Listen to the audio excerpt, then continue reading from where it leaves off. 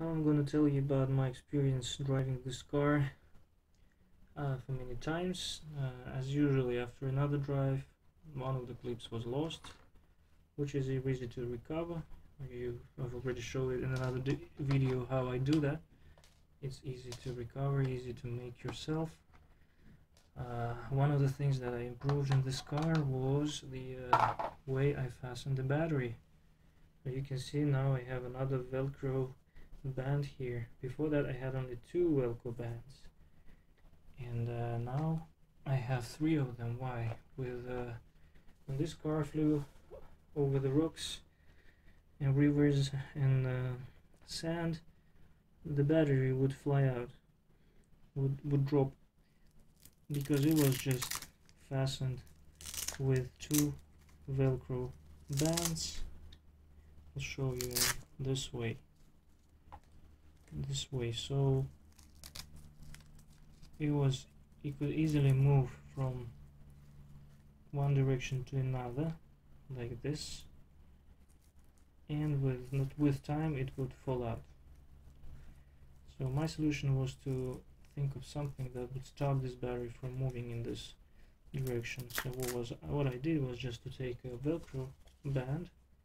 Actually, it's a very easy solution. You can buy them or you can find them at home. Usually the computer cables have a lot of Velcro bands. You can cut it out from your computer cable at home if you need a quick solution.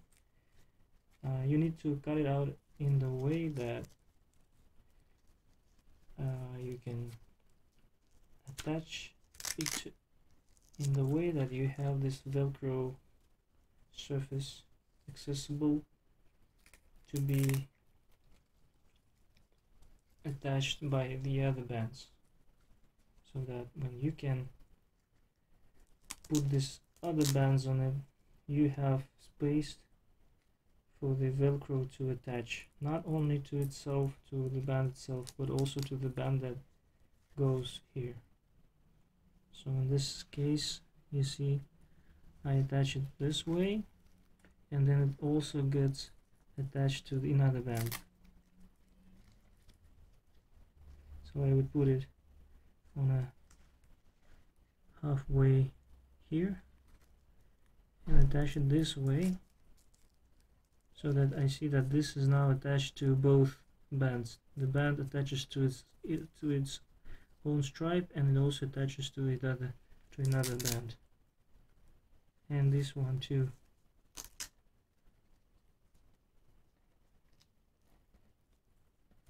And now I have a perfect fastened battery. It doesn't move, so we can go this way or this way and nothing happens. So it worked really nice. I did not have to stop my test drive and could enjoy this car non-stop. Another thing what I noticed is that when this car goes very fast, with time the springs get very soft, and this wheel may bounce from the surface. When it starts bouncing a lot, it loses contact with the surface, and I think that with time it's possible to improve the springs. An improved spring would be even better for this car, so that it could go even faster. Okay. And another thing that I noticed is that with time it's possible that if you hit a lot obstacles with the wheels, you can get the wheel connections detached. It happened to me once when I hit really hard one of the obstacles I had, and what happened is that this bearing got out of the support here, and the solution was easy. You just click it back and it doesn't come off again. Although it has screws in it, you can still click it back if you don't have a screwdriver with you. A better solution would be to remove the screw from the bearing, because the screw in this plastic part widens the bearing itself so that it keeps in its mount better.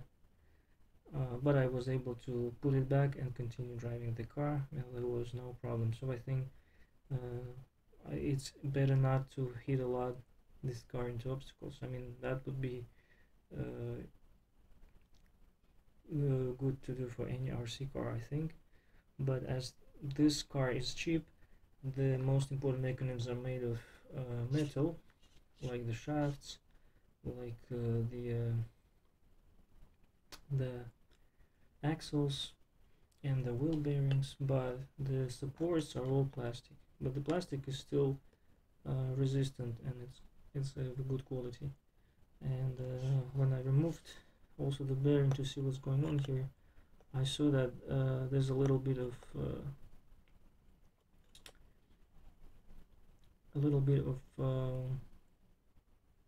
friction happening inside, which means that with time this part may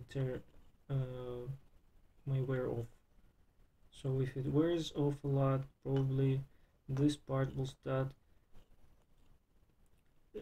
disconnecting more frequently if you start hitting it too much.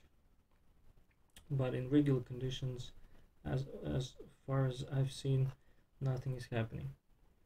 So this plastic is good. We'll see how long it will last, but I've been using this car for a year now. You see that the wheels are already worn off, like the tires are worn off. You see that the rubber is worn off. So this car has gone a lot of distance, and it's been driven a lot.